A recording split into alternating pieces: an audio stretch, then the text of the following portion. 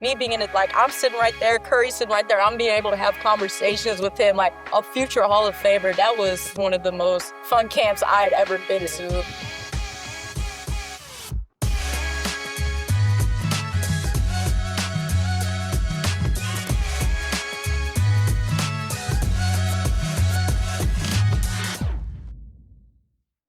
So my first stunt trying to play basketball, I think I was 6.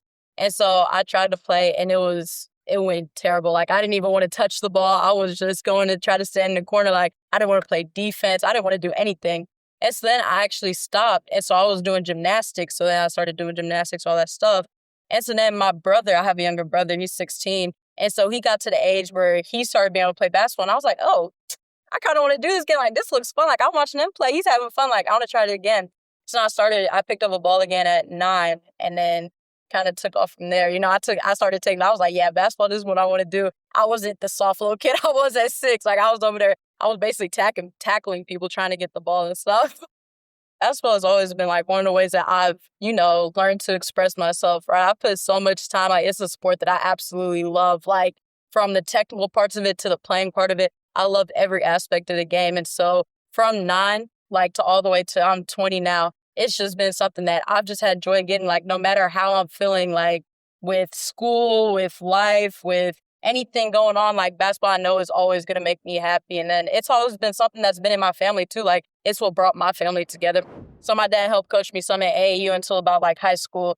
And then I started playing for the program I was in the Under Armour circuit.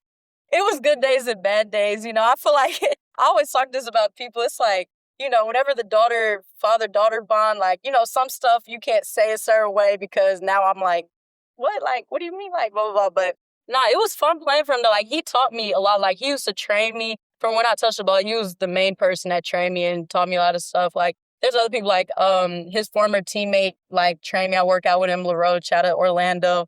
Some other people. But my dad is like the main person who really got my foundation strong and taught me a lot of, like, about 90% of what I know, it comes from him. I feel like he's the one that really got me shooting the ball. And he's the one that I feel like, so for basketball, I feel like your foundation is so important. I feel like he was the one that really emphasized that, we need to learn how to pivot without traveling, right? We need to learn how to dribble with both hands, make sure that we're not just all right hand dominant. Make sure you dribble with your left hand. Make sure you can shoot the ball from, anywhere. We start off close and then slowly got range and stuff. But I like my whole foundation base, I give him credit for that. My senior year, we went to the Final Four, like, just with that team, because, that team, it was just a fun team. It was my last year, it was my senior year. Like, I loved everybody down. Like, we were just so close as a team. So going to Final Four that senior year, and I'll probably say Curry camp was one of the most fun things. I mean, like, being able to be around Curry, like, watching Curry work out, like, me being in it, like, I'm sitting right there, Curry's sitting right there, I'm being able to have conversations with him, like, a future Hall of Famer. That was so surreal to me. Like, that was one of the most fun camps I had ever been to. I asked him about, like, when it comes to confidence, like, how, like, when you go through your little, like, your slumps, like, how do you respond to that? Because, with me, like, I've been through slumps and stuff, and it's been hard for me to respond and, like, my mind, all that stuff, it starts playing tricks on you when you go through those types of things. So I asked him, I was like, so how do you respond to that? Like, what do you do? How do you make sure, like, you keep your mental up? You're like, you'll be able to go out and compete the next game. And so what he told me, he was like, you always just have to rely on the work, right? Like, if you're putting work in, there's no reason for your confidence to drop because you've worked at, you put limitless hours into doing what you do. So even though it's not going that way, you've worked on it for hours and hours, it's going to start going your way eventually. And so, like, him telling me that, I was like, that makes sense. Like, yeah, I put in so much time, effort, tears, blood, everything to this. Like, why is my confidence wavering? Like, I know what I am. I know what I can do. Why would it ever drop? Even if I have 1 game, bad game shooting, 2 bad game shooting. And so that's really stuck with me. And I feel like that really helped me kind of mature as a player, not have all the highs and lows, like, or have them as low as they were. Because I'm thinking, like, if Curry says, like, yeah, you put in work, you should be confident. He's the best player in the world at that time. Why would I not listen to that? My favorite game, I feel like, which is very kind of ironic, was the Auburn game, us versus Auburn. That was my favorite game, and that's ironic because I ended up going there the following year. That was probably my favorite. But then I just feel like off the court, like, so my roommates were the other 3 freshmen on the team. And so just being able to hang out with them, like, that was even more fun. And those memories that we created together as a group was even better than the basketball side. But that Auburn game will always be my favorite game so far.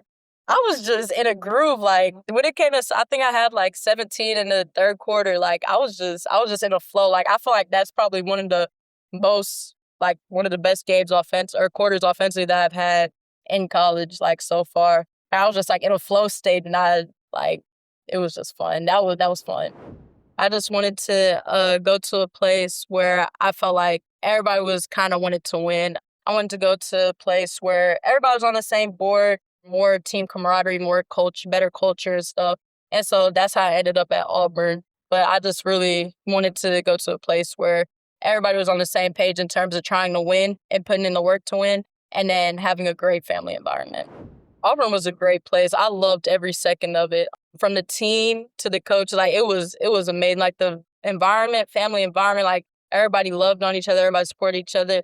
It was a tough year for me, like, because I got injured, I wasn't able to play. So being able to contribute to the team in a way that I wasn't necessarily used to. Like, I'm used to doing it on the court while we playing, being a leader on the court, having to focus and try to be a leader off the court and try to encourage, like, bring encouragement, like, being when people are down, being that person that comes and hypes people up, like, just taking on a different role and watching the game from a different lens.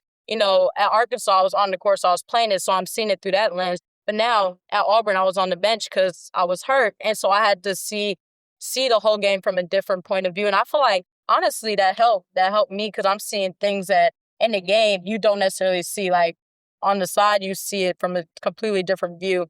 And so, trying to get back healthy, like, that was a really hard year for me last year. But I was surrounded by people, like, that were really, really supportive and helped me and stuff and helped me to get healthy. But I'm not even gonna lie, I'm gonna say that was the hardest year because I had never been away from the sport for that long and not played for that long. But, I feel like it only helped me, though. Like, it helped me see the game from two different views. It showed me the importance of being an amazing, not just a great teammate, like an amazing teammate, and how much that carries a team, and how much that people respect that and they like that, and that's encouraged and stuff. So I used to call home to my dad, like, crying, like, I just want to play, I just want to play, I just want to play. And my dad was like, it's all in God's time. Like, he did this for a reason. He's trying to help. He's going to get you through it, right?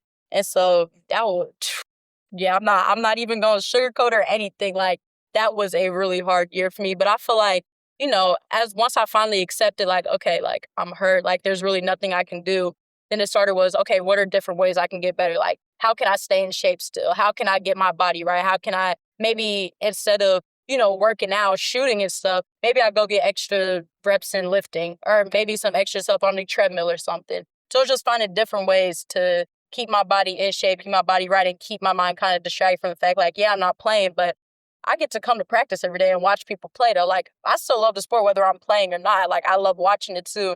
So just finding little distractions to keep me. But once I was cleared, though, and I was able to, shoot and work out and stuff, it was like, I was so happy. Like, I was crying tears of relief. Like, now I'm on a vengeance tour. I'm like, I was done. I was out for a year. Like, I'm back, and I'm ready to just, like, destroy everybody that steps in my way. Like, I'm ready to win. I'm ready to show people, like, what I was my friend. Like, there was no drop off. Like, I'm still that same player, even better now.